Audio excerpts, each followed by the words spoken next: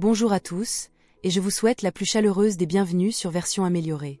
C'est un espace où nous ne nous contentons pas de résumer des livres. Nous plongeons au cœur de la sagesse capable de remodeler nos perspectives et de transformer nos vies. Aujourd'hui, je veux vous emmener en voyage.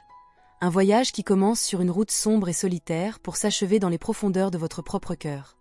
Imaginez, un instant, que vous conduisez au milieu de nulle part. Vous êtes fatigué, vous êtes perdu, et vous n'avez presque plus d'essence. Soudain, à travers la brume, vous apercevez les néons vacillants d'un petit restaurant isolé. Il s'appelle le Café des Questions, ou comme beaucoup le connaissent, le café au bord du monde. Vous y entrez, espérant un simple repas, mais en ouvrant le menu, vous ne voyez pas seulement de la nourriture et des prix. À l'arrière du menu, 3 questions sont imprimées, des questions qui changeront votre vie à jamais. Pourquoi êtes-vous ici? Craignez-vous la mort? Êtes-vous épanoui? La plupart d'entre nous passent leur vie à courir. Nous courons après les promotions, après des maisons plus grandes, après les attentes des autres. Mais à quelle fréquence nous arrêtons-nous réellement pour nous asseoir face à nous-mêmes? Pas juste une minute, mais assez longtemps pour entendre le silence? Prendre le temps de finir ces 3 tasses de café symboliques n'est pas une question de caféine. C'est une question de courage face au vide intérieur. Beaucoup d'entre nous sont terrifiés par ce qu'ils pourraient trouver s'ils s'arrêtaient de bouger. Nous avons peur que les questions que nous avons enterrées sous des piles de dossiers et de notifications de réseaux sociaux finissent par exiger une réponse. Mais comme le disait le grand philosophe Søren Kierkegaard, la vie ne peut être comprise qu'en regardant en arrière, mais elle doit être vécue en avant. Pour vivre vraiment, nous devons d'abord avoir la bravoure de nous retourner et de nous regarder dans les yeux. Aujourd'hui, nous explorons les enseignements profonds du chef-d'œuvre de John Strzelecki, Le Café au bord du monde. Strzelecki lui-même a vécu cette histoire. C'était un homme qui avait gravi les échelons de l'entreprise, gagné un salaire à 6 chiffres et vivait le rêve américain, pour finalement réaliser que ce n'était pas son rêve du tout. Il a tout plaqué, a parcouru le monde et a écrit ce livre comme une carte pour les âmes égarées. Laissez-moi vous présenter notre protagoniste, David. David était l'enfant prodige de la société moderne. Il était l'homme que tout le monde voulait être. Diplômé d'une université prestigieuse, il avait décroché un poste dans un cabinet de conseil mondial et était devenu le plus jeune cadre supérieur de l'histoire de son entreprise. Il avait la magnifique maison en banlieue, une épouse tout aussi accomplie, et un cercle social qui admirait son ambition. Pour le monde extérieur, David réussissait tout. Il était charismatique, brillant, et semblait toujours tout maîtriser. Mais derrière les costumes coûteux et le sourire confiant, David s'effondrait. Il était devenu une toupie sans âme. Pendant 15 ans, il avait travaillé 80 heures par semaine. Il se justifiait en disant qu'il construisait un avenir. Chaque promotion ressemblait à une victoire pendant environ 5 minutes, avant que la pression de l'objectif suivant ne prenne le dessus. Le repos n'existait pas. Même en vacances, ses yeux étaient rivés sur son téléphone. Il était devenu, comme Karl Marx l'avait prévenu, un rouage dans une vaste machine insensible. David a réalisé qu'il fonctionnait parfaitement, mais qu'il ne vivait pas. Il était biologiquement vivant, mais spirituellement vide. Une nuit, après une fête de promotion qui ressemblait plus à des funérailles pour sa liberté, David a fait quelque chose d'impulsif. Il est sorti du restaurant, est monté dans sa voiture et a roulé. Il n'a rien dit à sa femme, n'a pas appelé son patron. Il a roulé jusqu'à ce que les lumières de la ville s'estompent et que la route devienne inconnue. Il a roulé jusqu'à se perdre. Et c'est là qu'il a trouvé le café. En entrant, David a été accueilli par Casey, la serveuse, et Mike, le cuisinier.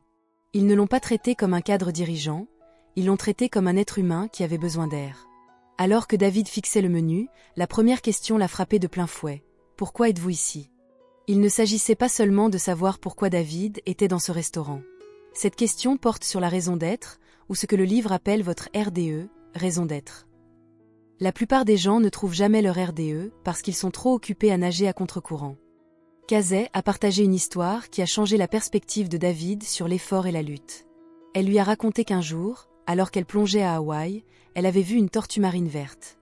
Elle a remarqué que la tortue bougeait assez lentement, alors elle a décidé de nager à ses côtés.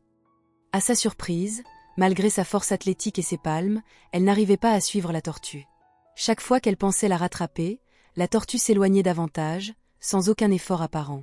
Casey a réalisé que la tortue comprenait l'océan d'une manière qu'elle ignorait. Quand les vagues poussaient vers le rivage, contre la direction de la tortue se laissait simplement flotter. Elle rentrait ses nageoires et restait immobile, économisant chaque once d'énergie.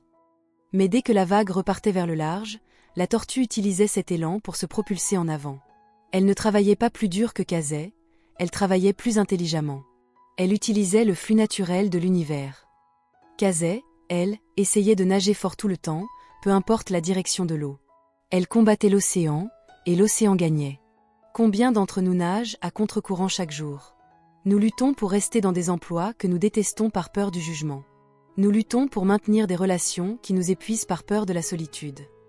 Ce sont les vagues de reflux de nos vies, les attentes, les peurs, les pressions sociales. Quand nous dépensons toute notre énergie à combattre ces vagues, il ne nous reste plus rien lorsque les vagues de flux, des opportunités et de la passion arrivent enfin. Nous sommes trop épuisés pour bouger quand le moment est enfin venu. David a compris que sa carrière avait été une longue et épuisante nage à contre-courant. Il menait une vie correcte, selon les standards de la société, mais totalement fausse pour son âme. Il souffrait de ce que la sagesse ancienne appelle un esprit dispersé. Il a compris que la première étape pour trouver sa RDE était d'arrêter de nager. Il devait apprendre à flotter, à écouter l'eau et à attendre sa propre vague de flux. Cette transition n'est pas facile, surtout au milieu de sa vie. Nous avons des crédits, des familles, des réputations. Le livre ne suggère pas de tout jeter à la poubelle demain matin. Il suggère d'être comme une rivière qui contourne une montagne. Vous ne pouvez peut-être pas traverser la montagne, mais vous pouvez changer votre cours petit à petit, en gardant les yeux fixés sur l'océan. La transformation commence par de petits changements constants. Elle commence par reconquérir 1 heure par jour pour quelque chose que vous aimez. Je pense à une femme que je connaissais, une avocate d'affaires brillante. Elle était malheureuse, mais se sentait piégée par son salaire. Elle a commencé à passer 30 minutes chaque matin, avant que tout le monde ne se réveille, à écrire de la poésie. Au début, elle se sentait coupable, comme si elle perdait son temps. Mais ces 30 minutes sont devenues l'encre de sa journée. Cette petite vague de flux a fini par grandir. Elle a fini par changer de carrière pour travailler dans une organisation à but non lucratif où elle pouvait utiliser ses compétences juridiques pour une cause en laquelle elle croyait vraiment.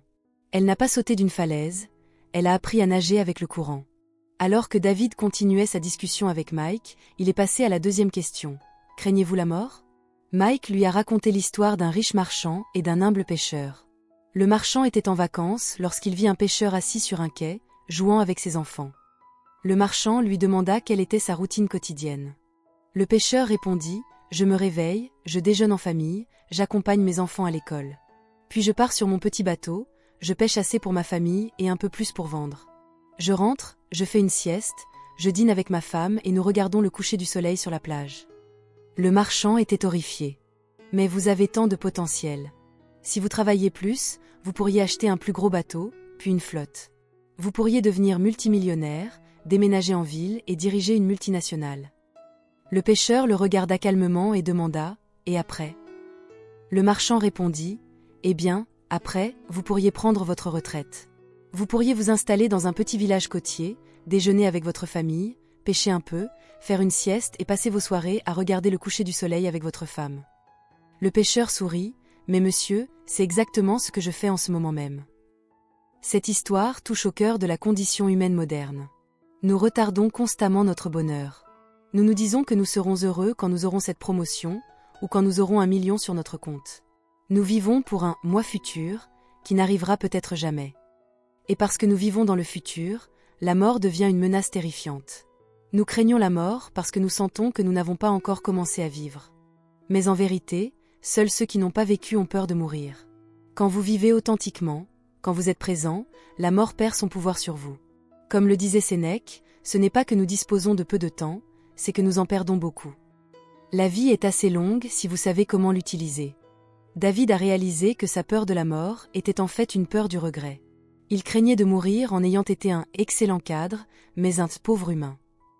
Il a compris que s'il commençait à vivre pour lui-même aujourd'hui, il n'aurait plus besoin de craindre la fin. Chaque jour serait une unité de vie complète.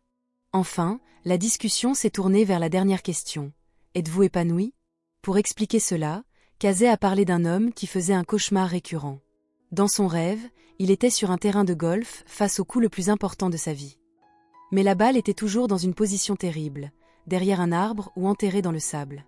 Il passait des heures dans son rêve à essayer d'ajuster sa position, paniqué à l'idée d'échouer. Une nuit, il a eu un moment de lucidité. Il s'est arrêté et a réalisé une chose simple, il était le seul sur le terrain. Il n'y avait ni arbitre, ni foule. Personne ne l'obligeait à jouer la balle là où elle était tombée. Alors, il a simplement ramassé la balle et l'a placée sur un bel endroit plat, avec une vue dégagée sur le trou. Il a frappé un coup magnifique et s'est enfin réveillé en paix. C'est une métaphore des tests que nous pensons passer dans la vie. Nous vivons selon des critères écrits par nos parents, nos professeurs ou la société. Nous pensons que nous devons jouer la balle là où elle a atterri. Mais vous êtes le seul maître sur votre terrain de golf. Vous avez le droit de ramasser la balle. L'épanouissement ne vient pas de la victoire dans un jeu conçu par un autre, il vient du courage de concevoir son propre jeu. Alors que l'aube pointait, David a réalisé qu'il avait passé toute la nuit dans le café. Il se sentait plus nourri qu'il ne l'avait été depuis des années. Le café ne lui avait pas donné de mode d'emploi. Il lui avait simplement tendu un miroir en lui demandant d'être honnête. Le café au bord du monde n'est pas seulement un lieu dans un livre. C'est un état d'esprit. C'est cet espace calme où vous entrez quand vous coupez le bruit du monde pour vous demander « Pourquoi suis-je ici ? Suis-je en train de vivre ou de dériver ?» Je veux vous laisser aujourd'hui avec cette pensée. La vie n'attend pas que nous soyons prêts. Elle se déroule en ce moment même, dans chaque respiration. Ne vivez pas selon les attentes des autres. Prenez un moment aujourd'hui pour vous asseoir en silence et vous poser ces 3 questions. Soyez honnête, même si cela fait mal. Car de l'autre côté de cette douleur se trouve une liberté qu'aucun salaire ne peut acheter. J'espère que ce voyage vous a autant transformé que David. Si ces réflexions ont résonné en vous, n'hésitez pas à partager cette vidéo avec quelqu'un qui se sent peut-être perdu dans ses propres vagues de reflux. Nous avons créé Version améliorée pour être un sanctuaire pour ceux qui cherchent plus que la simple survie, pour ceux qui cherchent une existence pleine de sens. Chaque semaine, nous vous apportons la sagesse des plus grands livres. Distillés en leçons pour construire une meilleure version de vous-même. Si vous voulez continuer ce voyage avec nous, cliquez sur le bouton s'abonner dès maintenant. Rejoignez notre communauté de chercheurs de vérité. N'oubliez pas de mettre un pouce bleu si cette vidéo vous a aidé, et activez la cloche de notification pour ne jamais manquer nos prochaines réflexions. Votre soutien nous permet de continuer à créer ce contenu et à partager ces histoires qui changent des vies. Merci infiniment d'avoir passé ce temps précieux avec moi aujourd'hui. Rappelez-vous, vous avez le pouvoir de ramasser la balle. Vous avez le pouvoir de nager avec le courant. Vous êtes ici pour une raison, assurez-vous que ce soit la vôtre. J'ai hâte de vous retrouver pour notre prochaine exploration. D'ici là, restez conscients, restez courageux et continuez à grandir. À bientôt.